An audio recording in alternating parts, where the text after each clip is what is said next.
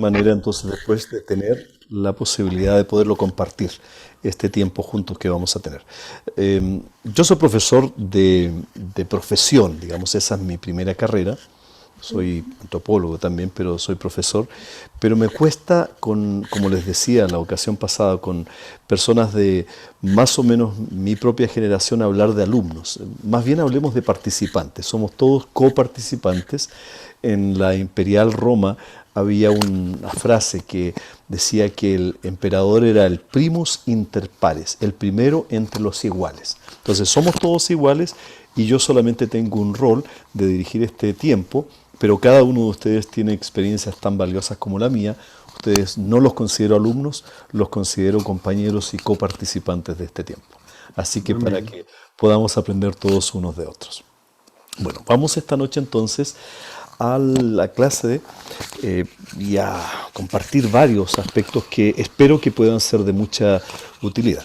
¿Qué vamos a estar estudiando esta noche? En primer lugar, vamos a tener una pequeña introducción, incluido un decálogo del predicador u orador cristiano. Vamos a hablar del desarrollo de las ideas exegéticas que nos permiten comunicar el contenido.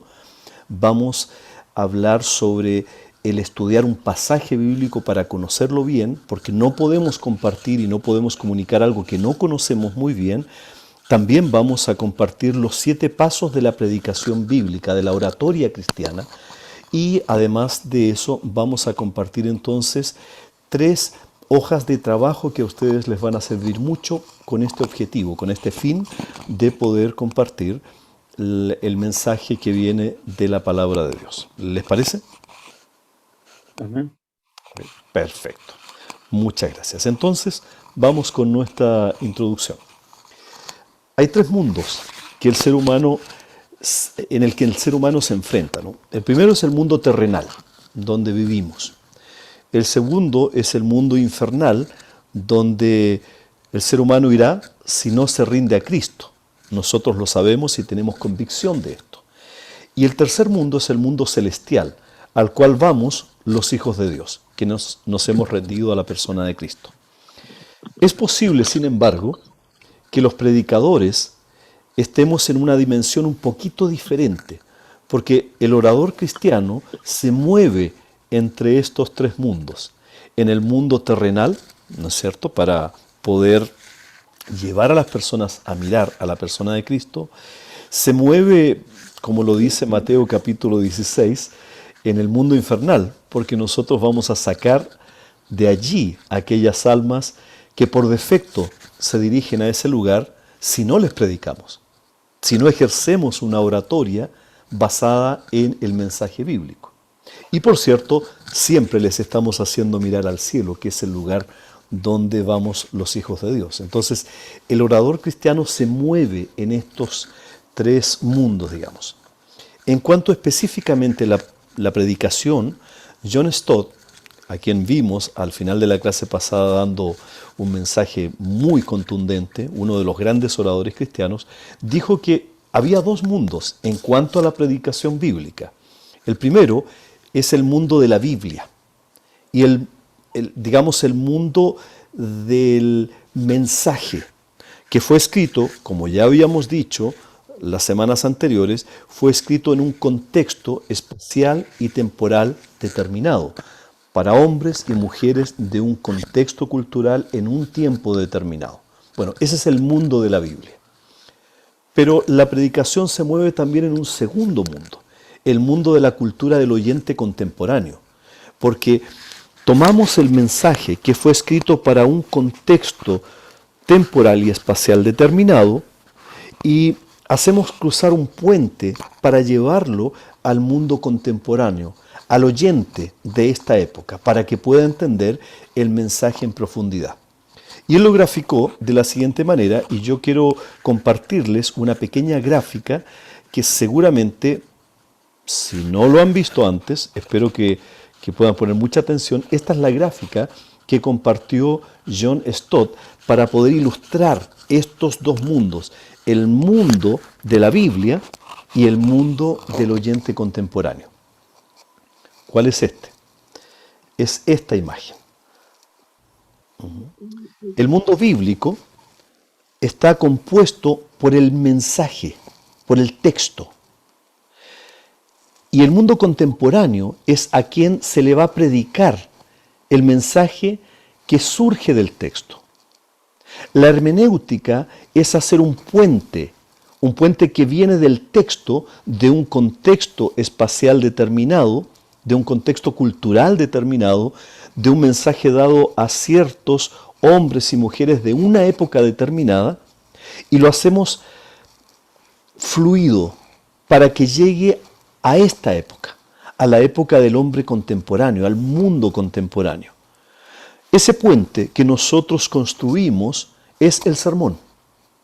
Entonces partimos de un texto del mundo bíblico, construimos un puente y llevamos el mensaje o el sermón, o si ustedes lo quieren, en lenguaje de esta clase, a una oratoria cristiana que lleva a las personas a entender los principios de aquella época del mundo bíblico que son aplicables hoy en día al mundo contemporáneo.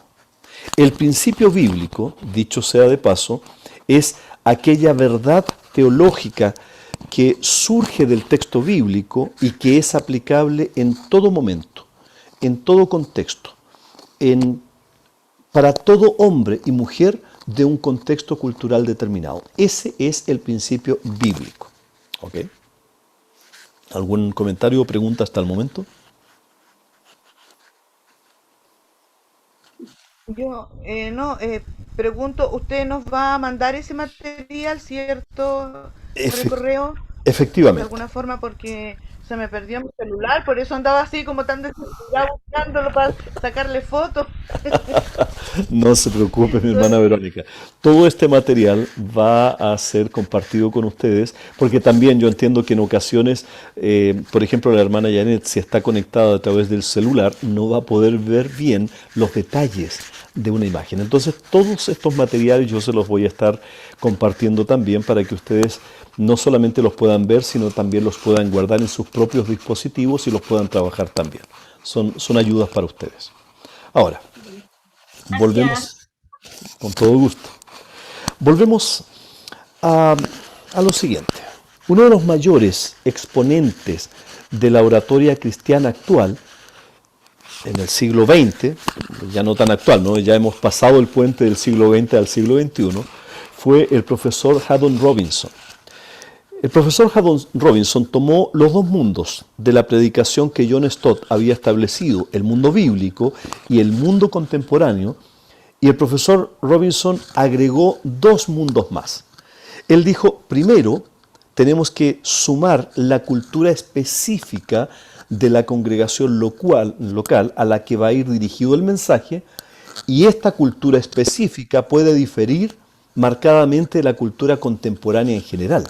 Por ejemplo, en el caso de Chile, nosotros tenemos una cultura occidental judeo-cristiana, que es propia de nuestro país hoy en día por la influencia de esa cultura occidental, mayormente, ¿no es cierto? Nosotros no correspondemos a una cultura oriental. No, en nuestra mentalidad no hay elementos del fundamentalismo islámico.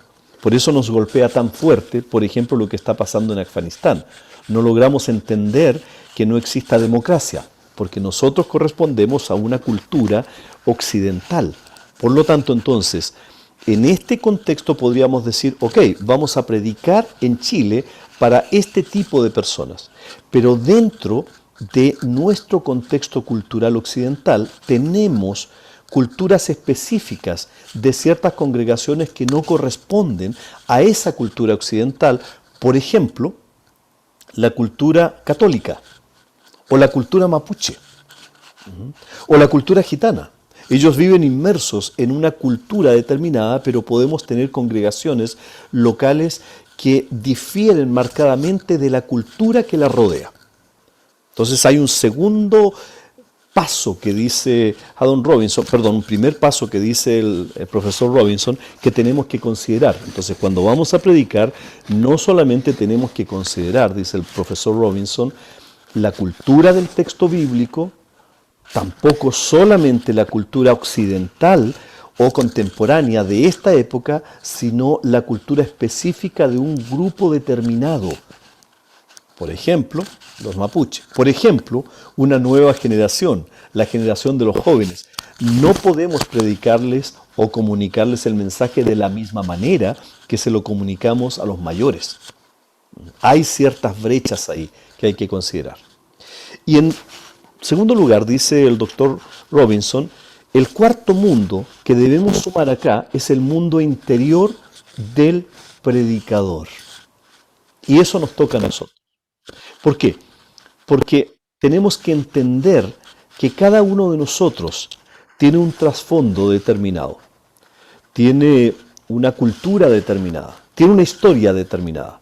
Por ejemplo, no podemos igualar a un profesor que es pastor de una iglesia determinada, una alianza cristiana y misionera, un profesor que ha pasado 3, 4 años, o un pastor, perdón, que ha pasado 3 o 4 años en un seminario bíblico, no lo podemos igualar a un predicador que ha tenido su experiencia de vida en la cárcel, que se ha convertido y que su predicación es tremendamente práctica, quizás poco académica.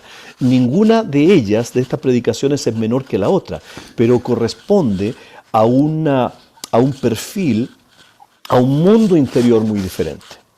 Y muchas veces cuando el predicador predica, ese mundo interior también surge, reluce y en ocasiones influye en la audiencia, en medio de su propia predicación.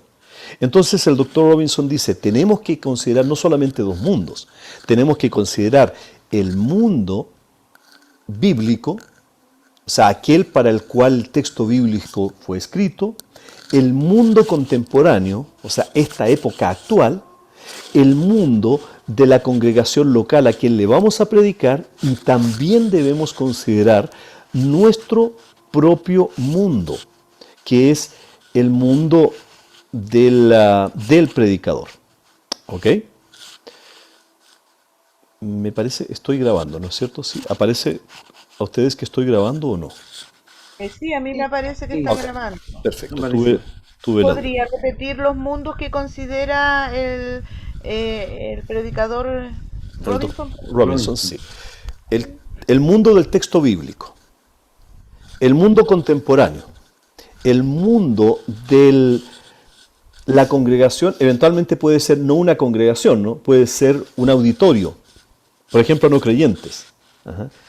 Entonces, el auditorio local, pero también debemos considerar el mundo del mismo predicador, lo que él llama el mundo interior del predicador, o sea, cada uno de nosotros.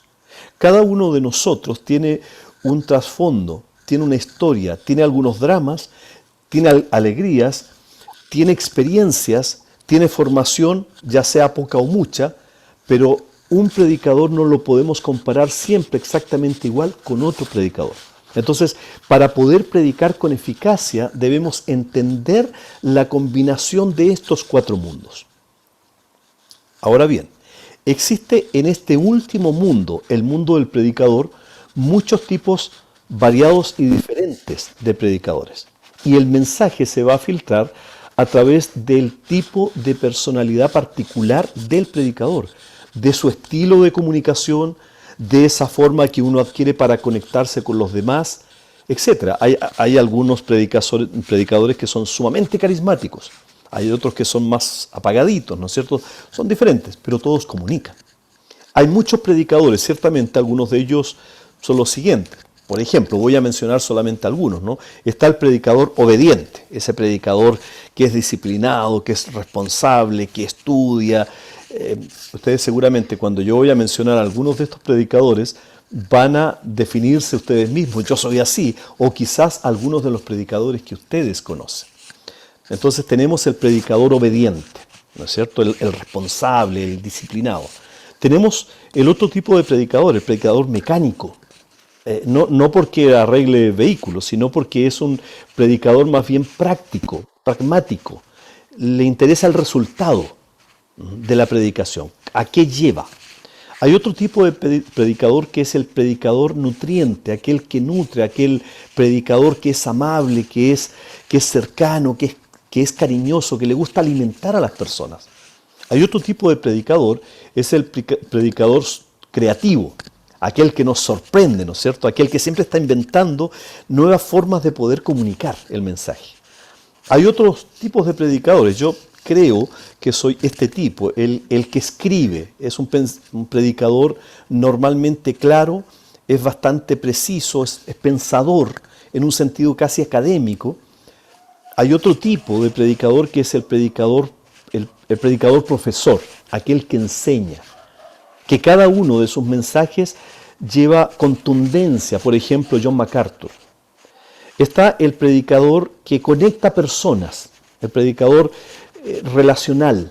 Él le gusta conectar la realidad de las personas entre ellas. Hay otro tipo de predicador que es el predicador poderoso. No me refiero al ungimiento, me refiero más bien al hecho de que es poderoso porque influye en otros. Todos quieren ser como él, ¿no es cierto? Hay otro tipo de predicador, el predicador ejecutante, aquel que está lleno de energía y que lo que dice trata de que se haga también. Y él mismo se compromete, no solamente da consejos de cómo ser cristiano, sino también él mismo lo modela. Hay además el predicador inspirador, aquel que es un comunicador natural, nato, un predicador que la gente lo escucha y sí, efectivamente entiende que tiene mucho sentido lo que él comunica y inspira a las personas en su comunicación a ser más o menos como pretende este predicador que las personas sean. También está el predicador visionario, aquel predicador de mente rápida que ve el futuro, etcétera, etcétera. Ahora, hay, no sé, 16 tipos más de predicadores, yo solamente estoy mencionando algunos, ¿no? ¿Cuáles son algunas de las características de la personalidad de estos predicadores y cómo influyen en su predicación? Bueno, por cierto, hay aspectos positivos y hay aspectos negativos en cada uno de ellos. Pero siguen siendo seres humanos, cuya naturaleza caída tiende a afectar lo que el predicador hace. ¿Cuál es el único tipo de predicador que no existe? El predicador perfecto. No existe el predicador perfecto. No existe el orador cristiano perfecto. El único que existió, pero que hoy en día está a la diestra del Padre, es el Señor Jesucristo. Porque Él no solamente modelaba y comunicaba el mensaje, Él era el mensaje. Nosotros solamente somos los mensajeros. Jesús fue el mensajero, pero era el mensaje. Yo soy la verdad y la vida.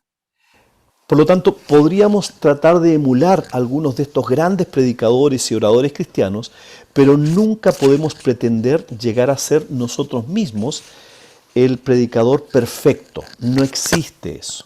Solamente existe la persona de Cristo en la perfección máxima, absoluta y completa, con la autoridad de vida, porque como decía, Él era el mensaje. Alguien dijo en algún momento, ¿por qué Jesús no escribió nunca ni una sola palabra?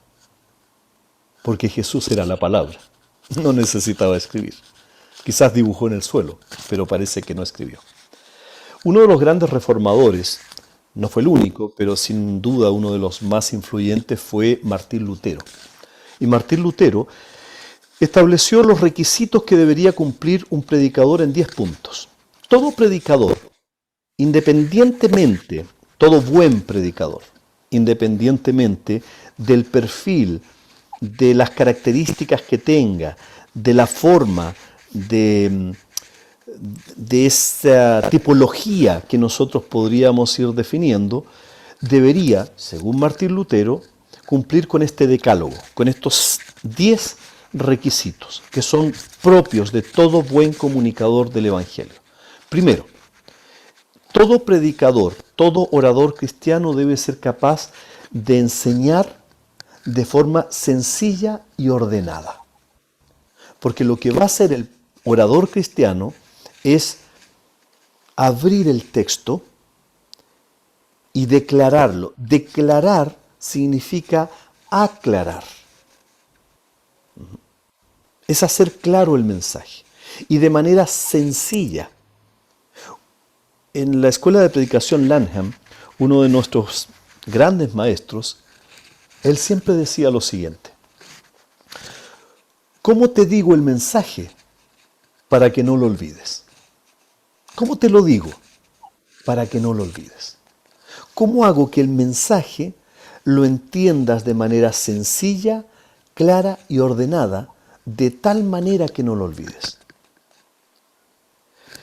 Pedro, el apóstol, en su segunda carta, escribe para que no lo olviden y empieza a desarrollar su carta. No sé si han leído con atención esta segunda carta.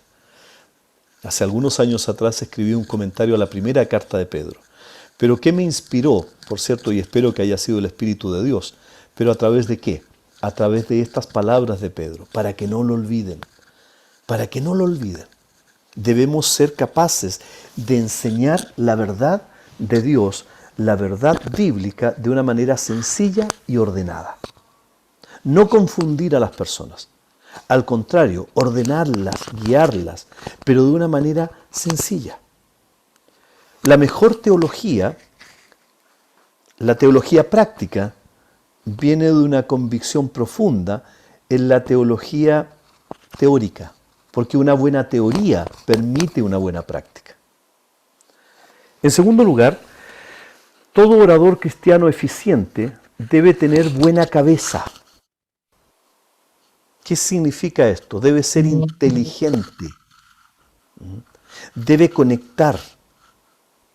Billy Graham, no sé si alguna vez ustedes escucharon a uno de los evangelistas más poderosos que Dios ha usado en la historia de la iglesia, sin duda uno de los más fuertes hombres en la predicación de la palabra, de llevar a personas a Cristo en el siglo XX, fue Billy Graham. Pero si ustedes escuchan a Billy Graham, se van a dar cuenta que sus mensajes no eran teológicamente profundos, pero eran muy lógicos, tenían mucho sentido. Billy Graham decía, un buen predicador necesita tomar en su mano, en una mano, la Biblia y en la otra, el periódico. Conectarse con la realidad. Debe tener esa capacidad, esa inteligencia, no para una verborrea. ¿Recuerdan la semana pasada cuando vimos esa verborrea de algunos predicadores, ese cantinfleo de hablar y ni siquiera saber qué dicen? Bueno, el buen predicador, aquel orador eficaz del mensaje, debe ser una persona cuya inteligencia no es la de un genio, sino la de aquel que Dios usa. Lógico, claro, lúcido en términos de entender el mensaje y de entender su realidad. En tercer lugar, el orador cristiano eficaz debe tener un buen dominio del lenguaje. ¿Cuándo entendemos que un predicador no tiene un buen dominio del lenguaje? Cuando sustituye muchos términos por algunos conceptos que pueden comunicar algo, pero que al final no comunican nada. Por ejemplo, aquel que no sabe qué decir, entonces echa manos del gloria a Dios, aleluya, dile a tu hermano, porque en esos momentos, en realidad, lo que está haciendo es sustituir conceptos riquísimos de la palabra de Dios y como no sabe qué decir, rellena el tiempo. ¿Saben que la palabra de Dios dice que no debemos usar el nombre del Señor en vano? El nombre del Señor es poderoso y usarlo para rellenar nuestra propia ignorancia idiomática es una vergüenza para el Evangelio. En tercer lugar, el orador eficiente debe tener una buena voz en el sentido de comunicar con convicción interna a través de la verbalización. Comunicar convicción. En otras palabras, ¿se acuerdan ustedes? Había hace algunos años atrás un chiste que se contaba entre jóvenes, ¿no? De aquella iglesia que los hermanos cantaban, solo Dios hace al hombre feliz, pero lo cantaban sin convicción. Solo Dios hace al hombre feliz. Eso era prácticamente para un funeral. O sea, lo que cantaban lo estaban negando con su voz, con su propia voz. Es como escribir y borrar con el codo lo que uno ha escrito con la mano. Si yo creo en la resurrección de Cristo, va a haber convicción en la voz, no la estridencia de aquel grito que simplemente trata de ensordecer la voz del Espíritu y poner por sobre ella la voz del predicador. Quien debe hablar es el Espíritu. Y para ello no necesitamos gritar, no necesitamos la estridencia, necesitamos la comunicación natural. Por algo Dios nos ha dado esta capacidad de comunicarnos de manera natural. En quinto lugar, ya vamos en el quinto decálogo de Lutero, el buen predicador, el orador cristiano eficaz, debe tener buena memoria, pero sobre todo buena memoria para la palabra de Dios.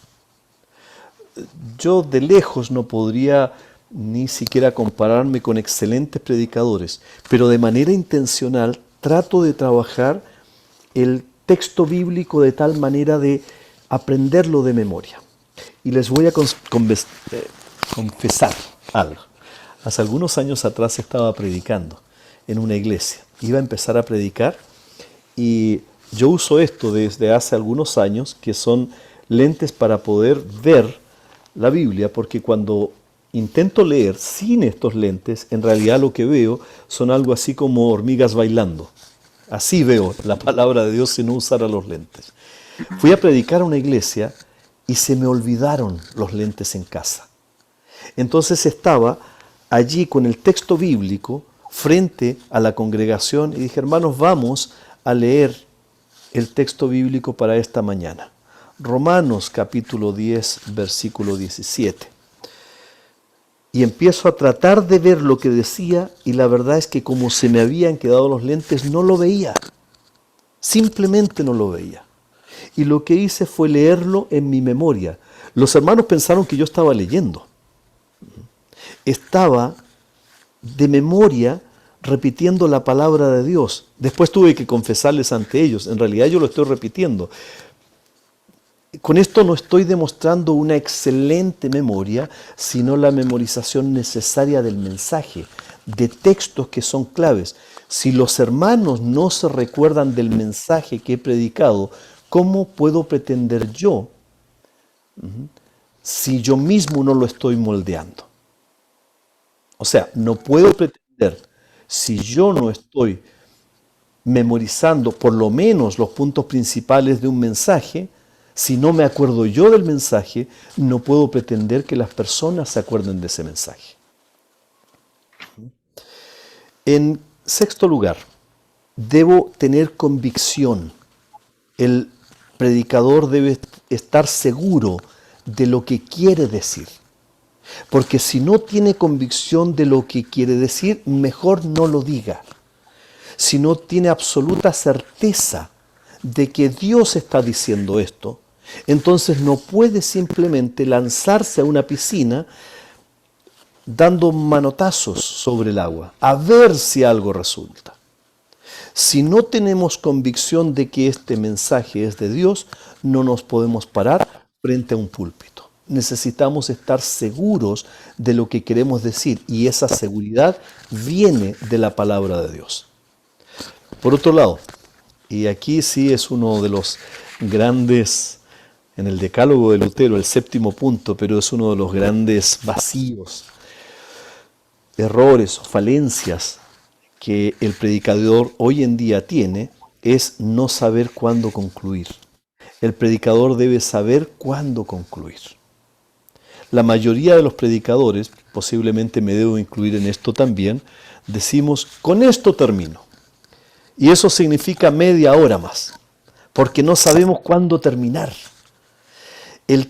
El mensaje bien comunicado debe ser basado en una idea clara, con elementos de complemento, pero con una conclusión.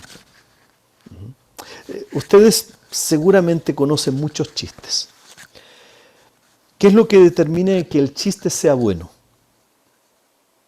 Que la historia puede tener muchos elementos que lo constituyen, pero al final debe ser una conclusión que dé sentido a todo lo anterior. Remate que le llaman. El remate, yo en realidad sí estoy de acuerdo con ese término, pero sobre todo con el clímax. Con esto se entiende. Les cuento algo. Cuando nosotros vamos a Mateo capítulo 28, muchas personas piensan que Jesús, cuando iba subiendo en la nube, bajó y dijo, algo así como, se me olvidaba decirles, vayan hasta lo último de la tierra. Pero cuando uno lee todo el Evangelio de Mateo, se da cuenta que Mateo 28 es el clímax del Evangelio. De hecho, es más, Jesús les dice lo siguiente, ¿por tanto qué? Por tanto, todo lo que Mateo nos ha contado antes desemboca en capítulo 28. Todo lo que ustedes han visto de mí, Jesús no lo dice, simplemente dice por tanto. Todo lo que hemos visto en Él. Hemos pasado 3 años con Él. Hemos sabido cuál es su genealogía. Lo hemos visto obrar milagros increíbles. Hemos escuchado sus enseñanzas. Hemos estado convencidos porque lo hemos visto transfigurado, que es el Hijo de Dios. Por tanto, ¿qué? Jesús dice, toda autoridad me es dada en el cielo y en la tierra. O sea, todo esto llega aquí. Y por tanto, y aquí viene el clímax, eso explica y da la razón de por qué vamos a ir a ser discípulos a todas las naciones, enseñándoles todo lo que el Señor nos ha enseñado. Y en tanto hacemos esto, Cristo va a estar con nosotros hasta el fin del tiempo y hasta lo último de la tierra. Ese es el clímax. Jesús supo cuándo y cómo terminar. Muchos predicadores no saben eso. Alargan como un chicle su predicación y al final se hace tediosa porque no tienen una conclusión. El comunicador eficaz concluye con sentido todo lo que ha dicho y sabe cuándo terminar, cuándo concluir, cuándo, como dice la hermana Ruth, rematar. ¿Ok? Allí ya no quedan dudas. En octavo lugar, un predicador debe estar listo, y aquí ya vamos más allá de lo técnico, digamos. Debe estar listo para entregarse en cuerpo y alma. Lutero dice, junto con sus bienes, junto con su reputación, a la predicación de la verdad. Porque todo lo anterior no va a servir de mucho si lo que estamos predicando no es la verdad de Dios.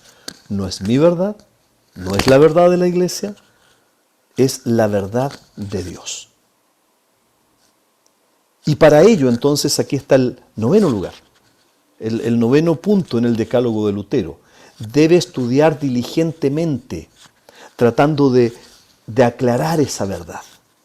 Todo comunicador eficiente del Evangelio debe estudiar diligentemente, porque lo que va a predicar es la verdad de Dios, no su idea acerca de la verdad. No es lo que al predicador le parece, es lo que Dios dice. El orador cristiano eficaz, el que Dios usa, es el que transmite la verdad de Dios, no lo que el predicador cree que es la verdad. Y finalmente, muchos de los predicadores, dice Lutero también, para concluir este decálogo, deben estar dispuestos a sufrir por predicar la verdad. Y con esto concluye, remata, como diría la hermana Ruth. Eso es lo que debe hacer un predicador. ¿Ok? Hasta aquí. ¿Algún comentario o alguna pregunta? ¿Puedes repetir la última? Debe estar dispuesto A sufrir. eso. Que pueden ser desde críticas hasta un sufrimiento como es la persecución. Porque el predicador que predica la verdad siempre va a ser criticado por aquellos que no soportan la verdad. Y estamos en el mundo caído y Jesús advirtió muy claramente que en el mundo vamos a sufrir. Algunos sufren de una manera mucho más terrible que otras por predicar su verdad, no nuestra verdad. Hay también burlas. Es parte de la crítica. Es parte de las críticas, exactamente. Está dispuesto a eso. Exactamente. Aquí Sí. se da una sinergia bien especial porque uno comienza a compararse, ¿Sí? comienza a evaluarse. Es muy bueno porque uno empieza a mirar, mira, yo me identifiqué con este estilo de predicador, pero en verdad que le hace bien, pastor, escuchar esto de los estilos de predicadores. Que bueno es recordar que no hay ningún predicador perfecto. Eso también le hace bien a uno porque a veces uno es demasiado exigente Sí. con uno mismo. Sí. A veces es muy duro con uno. A veces nosotros conversamos con mi esposo y pensamos, bueno, estamos claros que nada hemos hecho porque el Espíritu Santo es el que convence y el que ministra la palabra en el corazón del ser humano. Pero a veces uno siente que, no sé, que no hizo nada, que parece que nadie entendió, como que sale con esa sensación ya sea de una enseñanza o del púlpito. Exactamente. Exactamente. Ahora, sí, mi hermano Luis, por favor. A raíz de este decálogo, podemos nosotros también pensar que hay una mezcla entre cada uno de los puntos. Exacto. No es definitivo, es definitorio para un predicador, ninguno de ellos. Uno tiene que examinarse permanentemente para saber en qué sentido, con qué resultado, que es al final lo que pretendemos, ¿no sé? Tuvo nuestra prédica. Exactamente, no, sin duda. Ahora bien, hay algunos elementos que son comunes a todos los predicadores. A ver, nuevamente yo quiero aclarar esto. A todo predicador que pretende ser un comunicador eficaz del Evangelio, o sea, de la verdad de Dios. No a cualquier predicador. Tenemos muchos predicadores, pero no todos están respetando el mensaje que deben llevar es el mensaje de la verdad de Dios. Tenemos muchos predicadores en la iglesia, en las iglesias, pero no todos son predicadores eficaces del mensaje del Evangelio. Ese es un elemento que, nos guste o no, debemos considerar. Por ejemplo, uno de los elementos claves que debe tener todo predicador eficaz del Evangelio es la oración. Antes de predicar, durante su predicación y al finalizar su predicación. ¿Por qué? Porque la predicación, la oratoria del mensaje cristiano del Evangelio es sobre todo y supremamente una acción espiritual. No es un elemento más, sino que es una acción sagrada. Es una acción espiritual. Por tanto, el predicador, el comunicador del mensaje del Evangelio debe estudiar el texto y debe someterse al texto. Es lo que decía un pastor amigo de la Alianza hace muchos años atrás. Él decía, yo lucho con los textos bíblicos hasta que me vencen. Mi pretensión es que sea el texto el que me venza y no yo imponiéndome el texto bíblico. Entonces, vamos a estudiar el texto y orar mientras lo estudiamos. Vamos a meditar en el texto y orar.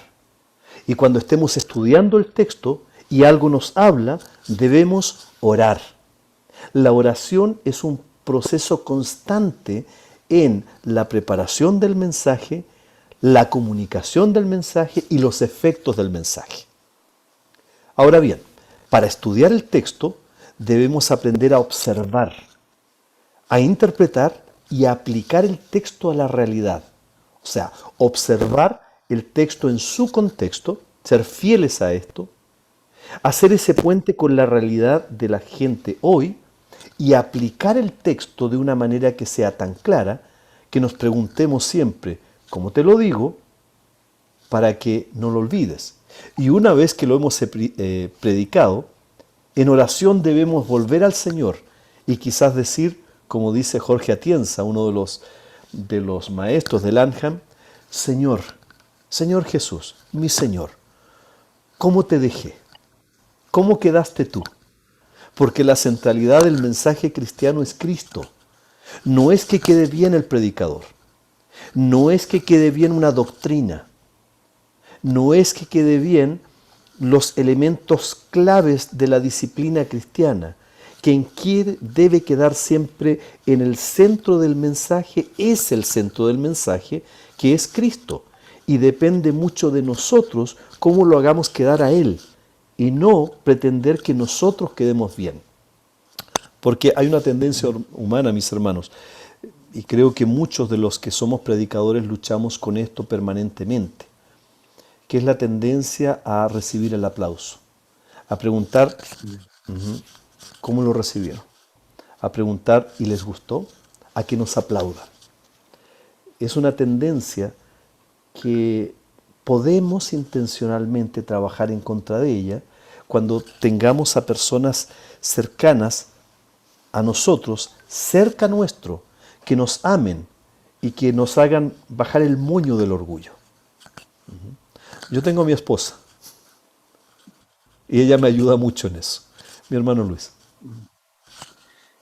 Sí, mi esposa también es mi mejor crítica constructiva. La verdad es que sin ella sería en mi fuerza, no el Espíritu Santo actuando en mí. Quiero dar un testimonio cortísimo. Sí, por favor. Hace varios años atrás, hartos años en realidad, tuve el privilegio de llevar un mensaje. Entonces lo di, me preparé como un mes en realidad, y cuando bajé del Lambón, resulta que lo primero que pregunté al que estaba al lado, que felizmente no era mi señora, que estaba al otro, le pregunté para acá y le dije, ¿cómo lo hice?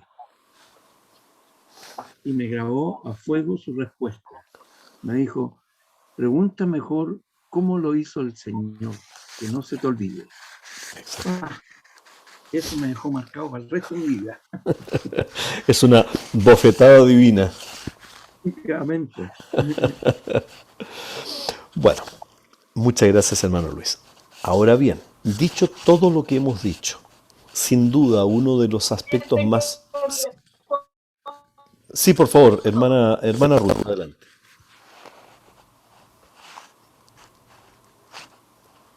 Perdón, hermana Ruth, ¿iba a hablar usted, hermana Verónica, hermana Janet? ¿Alguien quería hablar? Sí, yo, la Ruth, Por favor, adelante, mi hermana. que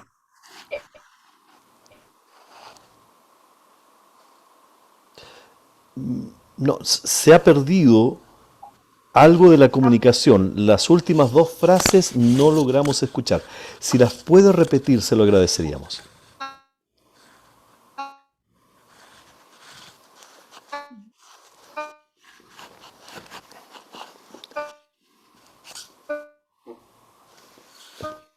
Disculpe, mi hermana Ruth, no sé si alguien puede dar un retorno. ¿Están escuchando a la hermana Ruth o no? No. No, ok. Y creo que se le desconectó la señal. Por lo tanto, me parece que no era yo el que tenía problemas de señal, sino la hermana Ruth. Vamos a ver si... Hermana Ruth, está de vuelta, conectada. ¿Podría intentar? Sí, por favor, porque no le escuchamos nada. sí, estaba en proceso de caerse. Ah, Yo ok. decía que mi mayor cable a tierra es mi marido. Ok. Es un grillito. Creo que él siempre ha sido una de las personas que también me ha ayudado mucho en ese sentido. Como decía usted, a que no se nos sube el ego, nos llenemos cierto de vanagloria. Pero también, pastor, está el otro extremo, donde uno se menosprecia a sí mismo. Yo creo que es ahí donde uno o se va a los dos extremos. Yo creo que la templanza todavía es un proceso que uno tiene que aprender a vivir. Sin duda, sin duda.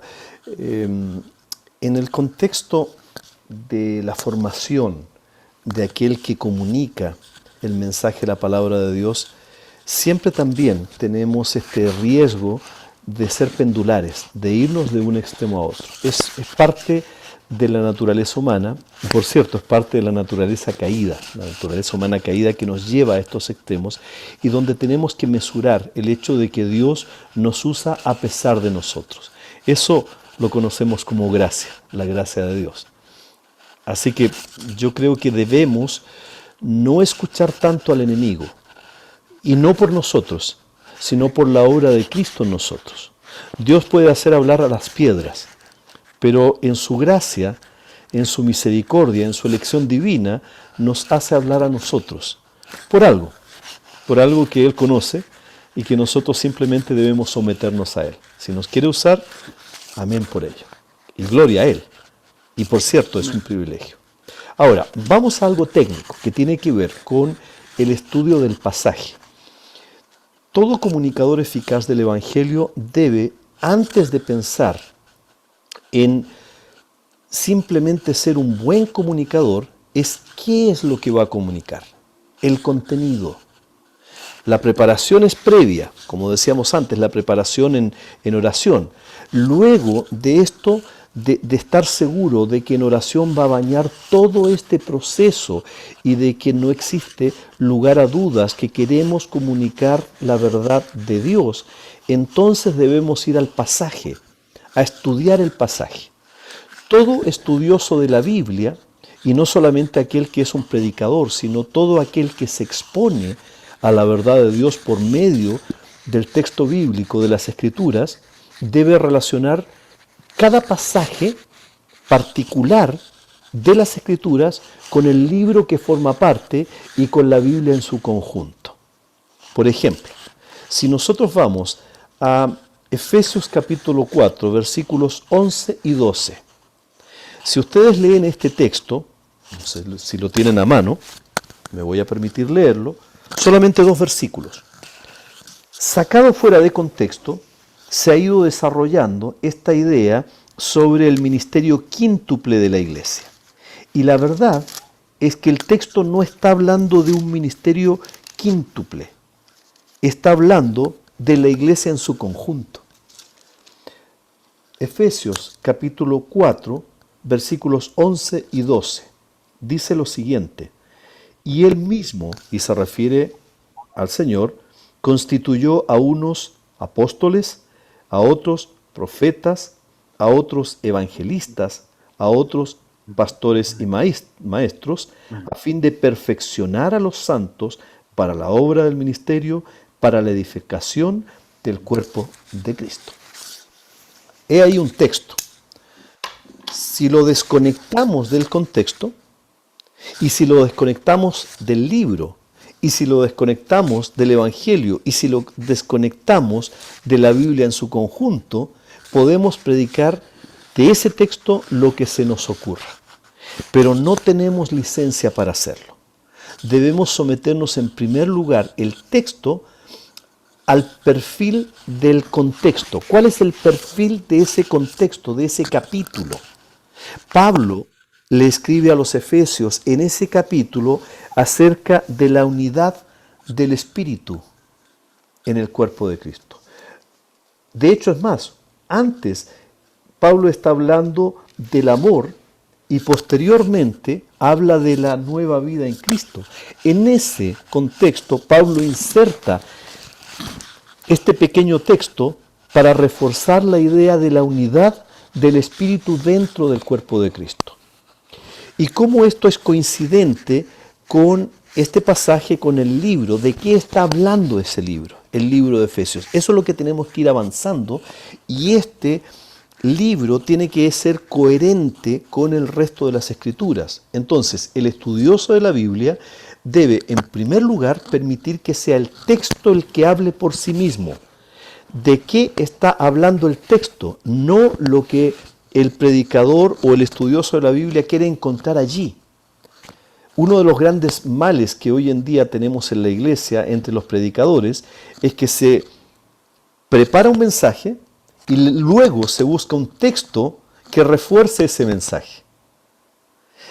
Lo que debemos hacer es ir al texto y preguntar al texto de qué está hablando, cuál es el mensaje que quiere comunicar el texto, no el predicador.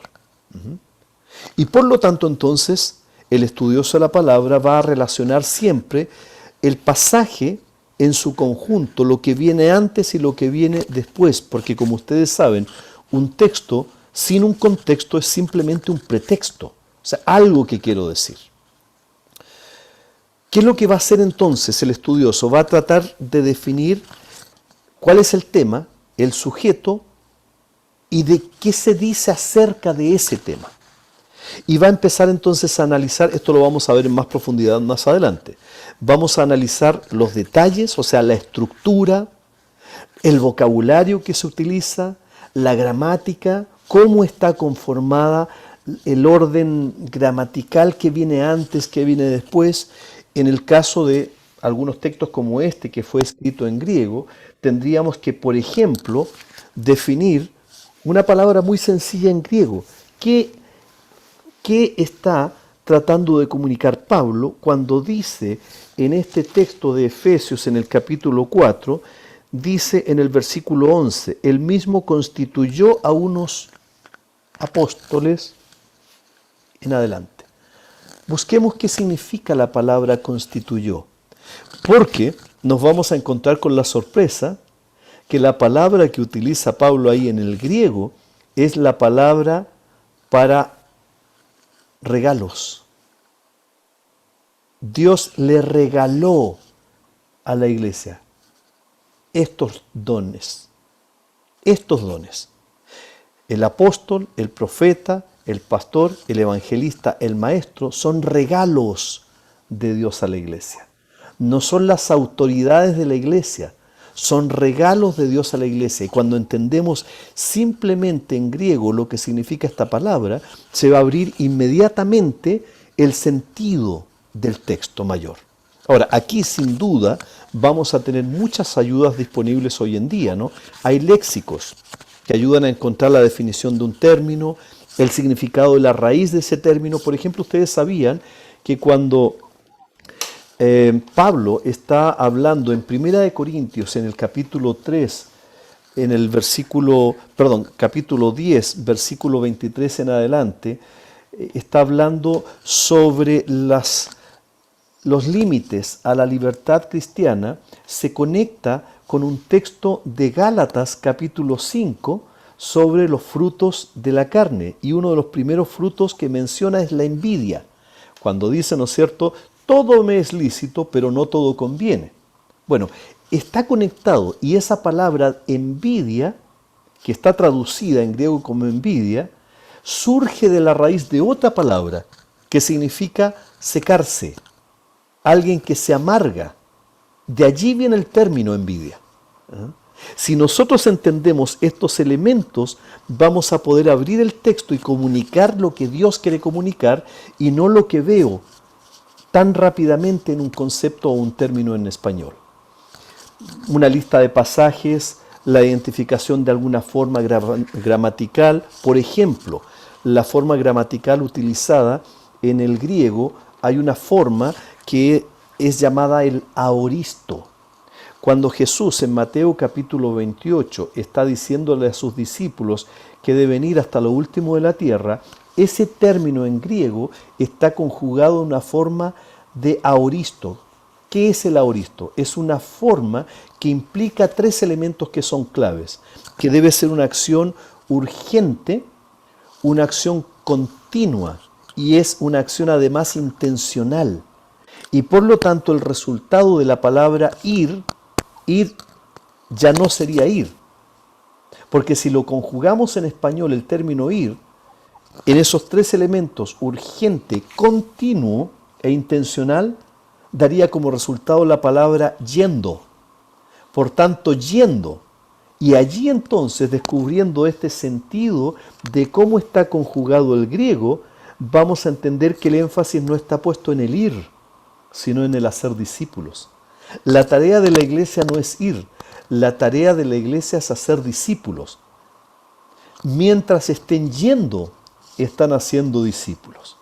¿Se dan cuenta cómo el hurgar un poquito más en profundidad nos permite abrir un abanico de sentidos que comunican mucho mejor.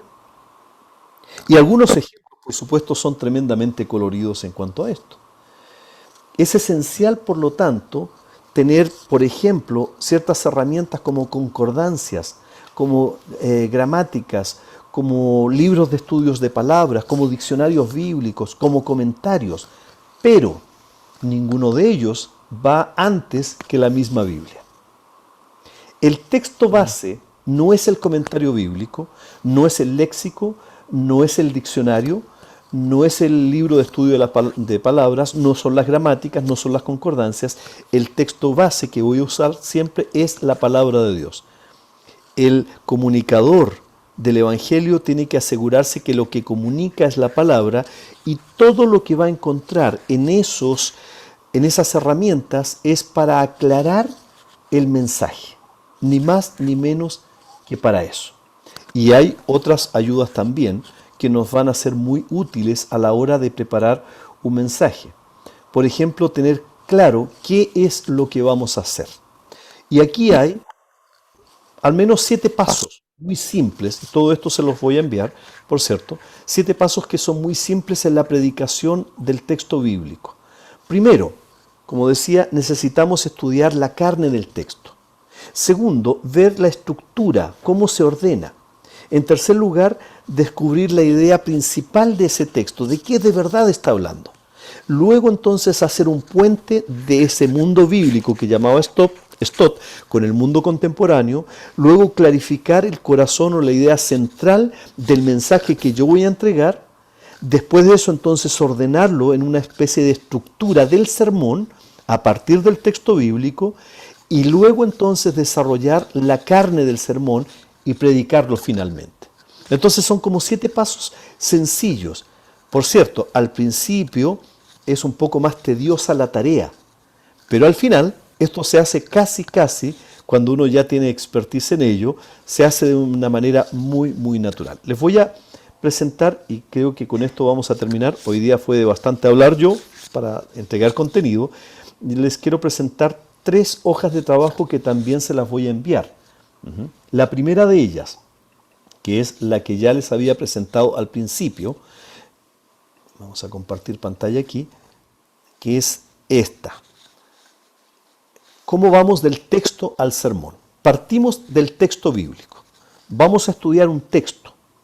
Vamos a ver cómo está constituido ese texto, la carne del texto. ¿Cuál es la estructura? ¿Cómo se ordena? Los huesos, digamos, del texto. ¿Cuál es el centro neurálgico, o sea, la idea que quiere comunicar ese texto? Y finalmente, entonces, todo eso va a significar que vamos a estudiar el texto en su contexto, no vamos a hacer el traspaso inmediatamente a nuestra realidad, o sea, vamos a tratar de hacer el esfuerzo de quedarnos en esa época, como si nosotros fuéramos los contemporáneos de Pablo, como si nosotros fuéramos aquellos griegos en la iglesia de Gálatas que están leyendo por primera vez esa carta. ¿Cómo la entenderíamos? Ese es el gran esfuerzo que tenemos que hacer, porque si lo entendemos bien, entonces luego vamos a poder hacer un puente para decir, ok, esto es lo que Pablo estaba comunicando a estas personas allí, esta es la idea central. Por lo tanto, aquí ya tengo el corazón, el esqueleto y la carne de mi mensaje, y ahora entonces sí puedo hacer un sermón que me permita comunicar, clarificar ideas, formar la estructura del sermón, desarrollar el contenido y finalmente predicarlo. O sea, tengo que hacer ese esfuerzo. El mejor comunicador no es el que hace el salto, sino el que primero se queda detenido en el texto para entenderlo, como si ese predicador o ese estudioso fuera uno de los destinatarios de una carta o de un evangelio. ¿Cómo lo entendieron ellos? Porque si logro entenderlo como ellos, y como yo soy una persona de esta época, entonces voy a poderlo comunicar bien en esta época. Muchas veces hacemos ese salto. Ese salto es peligroso si no entendemos bien el texto en su origen. Este fin de semana prediqué, como les decía, los límites a la libertad cristiana, basado en 1 Corintios capítulo 10, versículo 23 al 30. Allí Pablo da algunos consejos. Todo me es lícito, pero no todo conviene. ¿Cuál es el principio de fondo allí? Porque nosotros podríamos decir exactamente eso. Incluso más adelante Pablo dice, si va a la carnicería, compre cualquier carne, no se preocupe, usted no tiene problemas de conciencia. Pero ¿cuál es el principio de fondo? ¿Qué es lo que ellos entendieron? Si en nuestra época nosotros no tenemos carnicerías donde se vendan animales que han sido ofrecidos a los ídolos, ¿cómo lo podríamos entender? Porque el principio de fondo es ahí el que tenemos que descubrir. Ese es el principio, lo que Pablo quería comunicar, no acerca de la carnicería, sino acerca de la actitud frente a la conciencia. Entonces, una vez que lo hemos entendido bien, podemos apuntar a la realidad de nuestra gente hoy en día en cuáles son los problemas que ellos tienen de actitud en cuestiones de conciencia. Allí debemos encontrar un puente. ¿Se dan cuenta el juego que nosotros hacemos para poder comunicar esta verdad? El principio es el que se debe aplicar y no simplemente quedarnos en la figura exterior. Por ejemplo, la figura exterior sería que las mujeres deben usar velo. ¿Qué es lo que Pablo está comunicando? ¿Realmente lo que quiere comunicar es que las mujeres deben usar velo en la iglesia, como algunas iglesias lo practican? ¿O hay un asunto más de fondo que tiene que ver con la sumisión a Dios? ¿Se dan cuenta de los principios subyacentes frente a lo que la palabra de Dios dice que somos nosotros quienes estamos siendo responsables de poder descubrir para poder comunicar?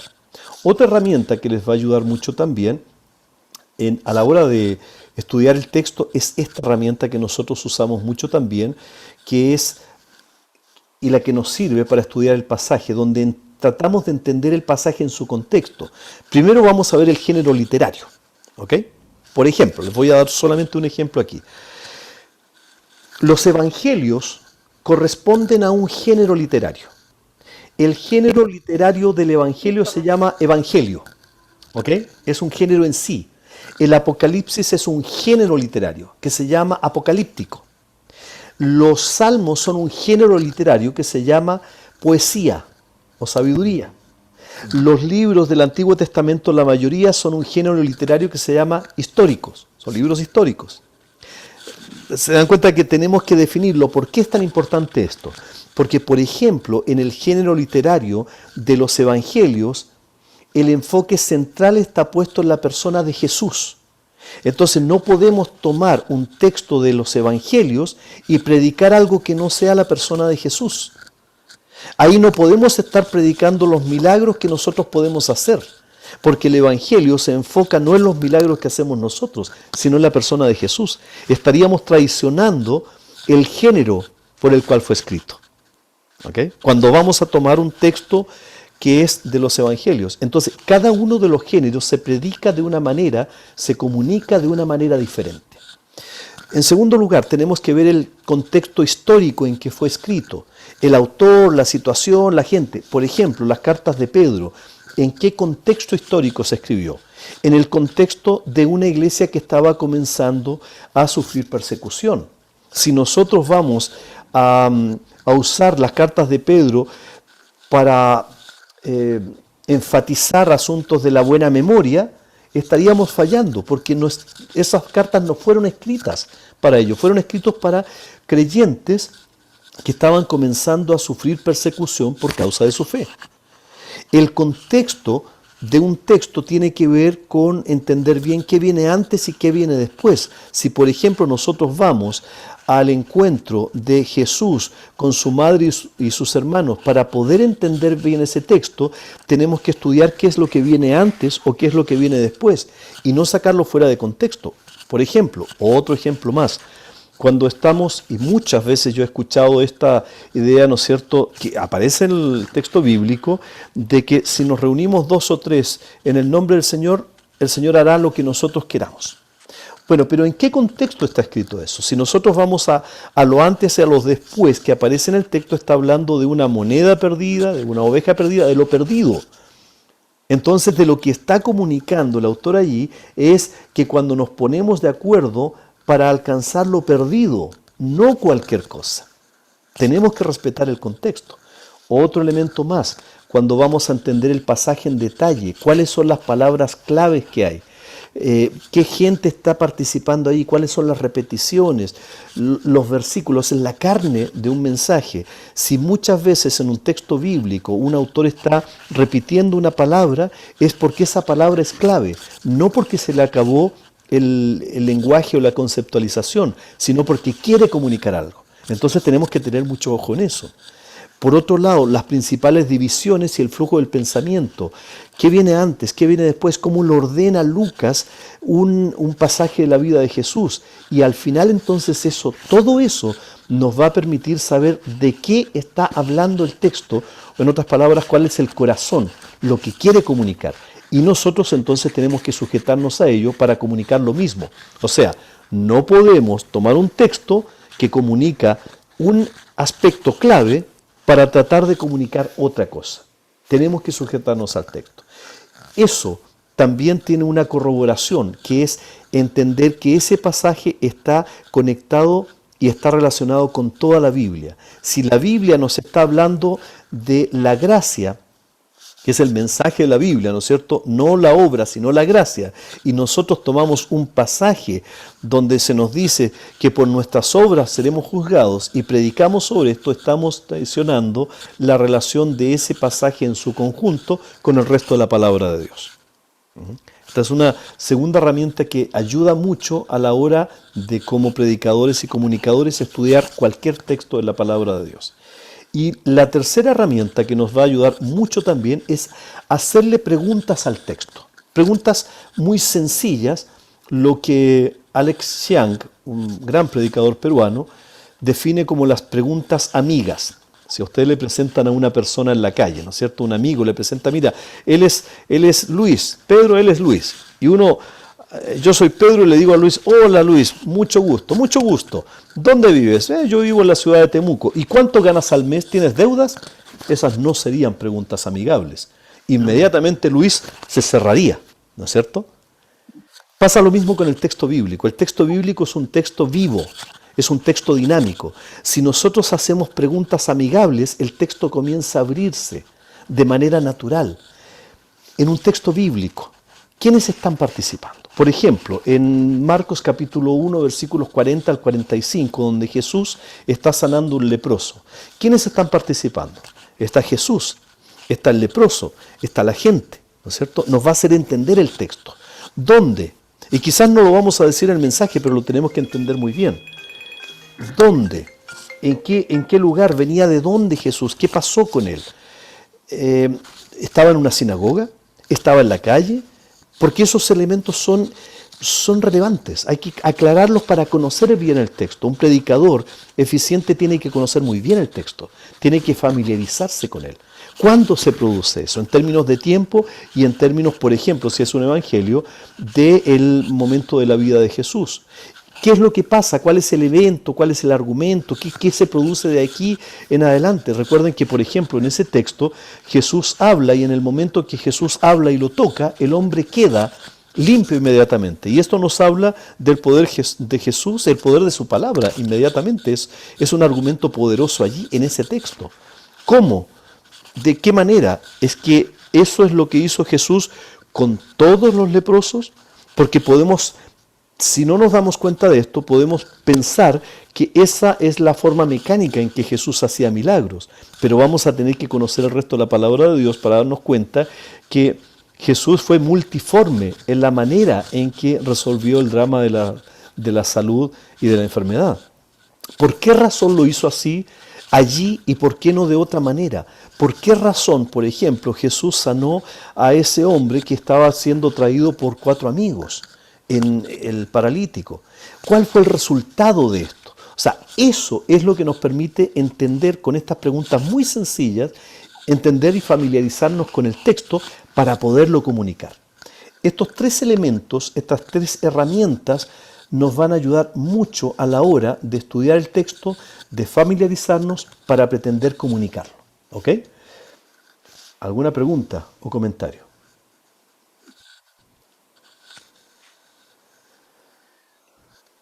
En realidad le iba a preguntar esto mismo, si tenía, que era la relación de estas 7 preguntas.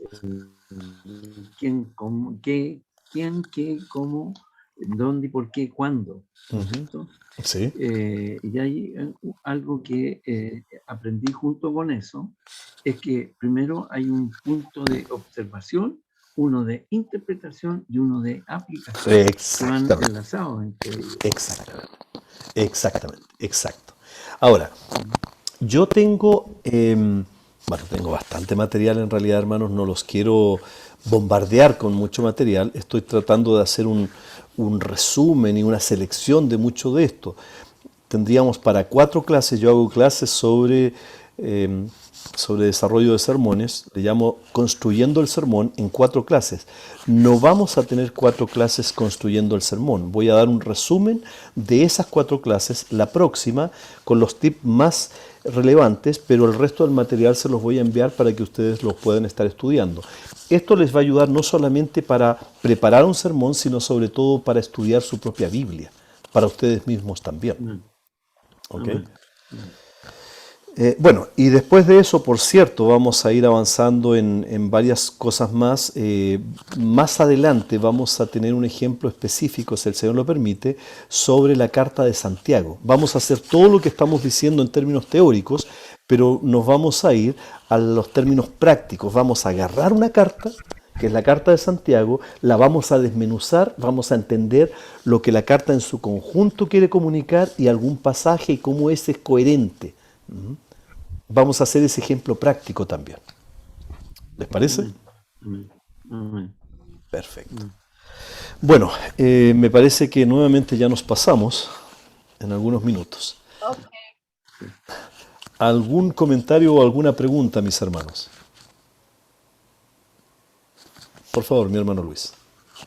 Ahí cuando usted hizo, subrayó el ir, ¿no es cierto?, que traducido es ir al yendo. La verdad es que hace un tiempo atrás me llamó la atención este ir, y me pareció que era un punto fijo, el ir allí.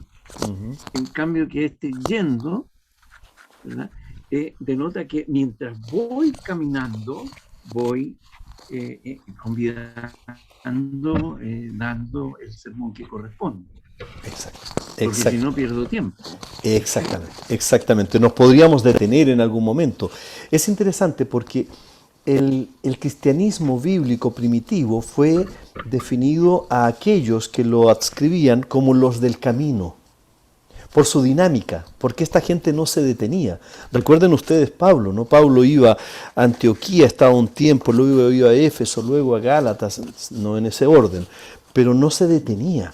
Muchas veces la iglesia se ha detenido porque no ha entendido la dinámica del Evangelio. Es tremendamente dinámica y energizante en el sentido, ¿no es cierto?, del llamado. Mi hermana Verónica. Sí, por favor. Perdón. Quiero decir solamente algo que yo estoy haciendo ya desde que empezamos las clases, como tengo el privilegio de parte de Dios de predicar a un grupo, aplicando todo lo que se me enseña, en todas las clases, todas las asignaturas. Y el otro día prediqué del sermón, o sea, de la higuera. Créame que seguí los pasos que usted siguió, yo iba pisando los pasos. Y la verdad es que sentí que fue distinta la predicación. Sentí que Jesús fue exaltado. Y eso, usted mientras decía ahora eso, creo que me dejó contenta porque ese es mi lado, digamos, el predicar, el enseñar, el llevar al conocimiento de la verdad a mucha gente que está muriendo afuera sin Cristo. Exacto. Entonces, me gusta llevar esto todo así ordenadito. Muchas gracias. Para la gloria del Señor. Amén, para la gloria del Señor. Muchas gracias. Mi hermano Luis, nuevamente, por favor. Eh, eh, Perdón, pastor, pero me gusta mucho participar. Sí, por favor. Lo que dije anteriormente respecto a ir y yendo, eso salió porque de repente vamos a Villarrica, ¿verdad? De Temuco a Villarrica, vamos a Villarrica. Claro. Pero resulta que en el camino que había en Freire, encontramos una persona conocida, después en el camino hay un accidente, y antes de llegar a Villarrica había una detención porque estaban arreglando el camino. Entonces, en todas estas paradas, ¿no es cierto? Pero finalmente llegamos a Villarrica, y ahí empezó entre ir y yendo. Así nació. Esa es la forma práctica, digamos. Claro, exacto. El yendo es un continuo. El aoristo en griego es una forma que denota estos tres elementos. Algo que hay que hacer ahora ya, de manera urgente, no podemos esperar. Algo que hay que hacerlo de manera intencional, o sea, tomo la decisión de hacerlo. Y algo que se sigue haciendo de manera continua. Es muy distinto al término en español que nosotros tenemos, por cierto, para ir, que es muy estático. Nosotros vamos, llegamos y punto, ahí quedamos. Hay muchos términos como estos. Por ejemplo, el término que es en el hebreo, nefesh, es un término tremendamente rico también en sentido, no solo en sentido gramatical como se usa, sino también en sentido léxico. ¿Qué es lo que esto significa? El término nefesh es mucho más holístico en el sentido de lo integral, no es una separación. Nefesh es la palabra para alma o para espíritu también, algunos dicen, ¿no es cierto?, que pueda asociarse con el término espíritu, que en el caso del griego es pneuma. Pero en el contexto hebreo es mucho más integral porque su cultura era una cultura holística, una cultura integral que conectaba absolutamente todo, no como nuestra cultura que separa. ¿Cuál es el resultado? Que nosotros decimos vamos a ganar almas para Cristo. Bueno, ¿y qué pasa con los cuerpos? ¿No es que acaso nuestros cuerpos son templos del Espíritu Santo? Y de ahí el resultado entonces que al separar vemos jovencitos que viven con una espiritualidad muy elevada el día domingo, pero el resto de la semana conviven con la polola, porque no conectan su cuerpo con su alma, separan. En la cultura hebrea era una cultura muy integral. Jesús mismo, para hacer este entendimiento, dijo, aman a Dios con toda su mente, con todo su cuerpo, con todo su ser. Es absolutamente integral. Y ese término, si lo traducimos de una manera como espíritu, casi lo separamos del cuerpo, entonces también tenemos efectos en nuestra predicación cuando no lo hacemos entender bien. Solamente como ejemplos. Bueno, muchas gracias. Mi hermana Janet, ¿ha escuchado bien todo? ¿Nos puede hablar ahora? Eso, ahora la estamos escuchando. Quizás no participo mucho, como le digo, pero sí trato de captar el máximo y bueno, como siempre he dicho, estoy rodeada de personas que son muy mejores que yo en todo esto, por supuesto, pero estoy aprendiendo. Para gloria al Señor. Muchas gracias, para gloria al Señor. Bien. El material que les voy a llevar, si tienen tiempo durante esta semana para leerlo, sería muy bueno porque esto nos prepara para la próxima clase también. ¿Les parece? Mi hermana Ruth, ¿algo que quisiera decir? ¿O preguntas o comentarios? No, con expectativas para ver cómo me va a ir en las tareas. Ya quiero poner en práctica lo que usted mostró, me puso ansiosa. Todo lo que mostró ya me puso ansiosa, el contexto, el texto. Bueno, les invito a lo siguiente. En las hojas de trabajo que les voy a enviar, sobre todo en la hoja 2 y en la hoja 3, hagan este ejercicio con Marcos capítulo 1, versículos 40 al 45. Marcos Okay. 1, 40 al 45. Hagan ese ejercicio. Okay. La idea es que se familiaricen con el texto. Por cierto, familiarizar con el texto también incluye el conectarlo, referenciarlo con los textos paralelos. ¿Qué quiere decir esto? Ese pasaje de Marcos capítulo 1, versos 40 al 45, ¿dónde en los otros evangelios está? Léanlos también, porque eso van a... ¿Es concordancia, pastor? Concordancia. Les voy a enviar una... yo hice algunos años atrás una sábana, digamos, puesta en Excel, donde comparo cronológicamente cada uno de los evangelios. Entonces ustedes van a ver ahí, en el Evangelio de Marcos, en el capítulo 1, verso 40 al 45, exactamente dónde está en los otros evangelios ese pasaje. Entonces los pueden ir comparando. Entonces también se los voy a enviar. Ok. Bueno, mis hermanos, hermanas, que el Señor les bendiga. Muchas gracias. Le voy a pedir, por favor, a mi hermano Luis, si nos puede guiar en oración para cerrar este tiempo. Amén. Padre Santo, hemos llenado nuestro corazón, nuestra mente de gozo, porque hemos recibido un mensaje que nos alimenta, que nos enriela, que nos dice cómo podemos llevar tu mensaje en una forma entendible para los que aún no te conocen y aún para los que te conocen y los que están alejados de ti. Padre, te damos las gracias, te alabamos y te glorificamos, porque sin haberlo pretendido en tiempo pasado, estamos creciendo en este tiempo presente. Muchas gracias, Dios, porque solo tú puedes enviarnos a dar, entregar, discutir incluso el mensaje precioso de tu verdad, de tu vida, de tu dirección, de tu guianza, de tus cuidados y de tu amor eterno.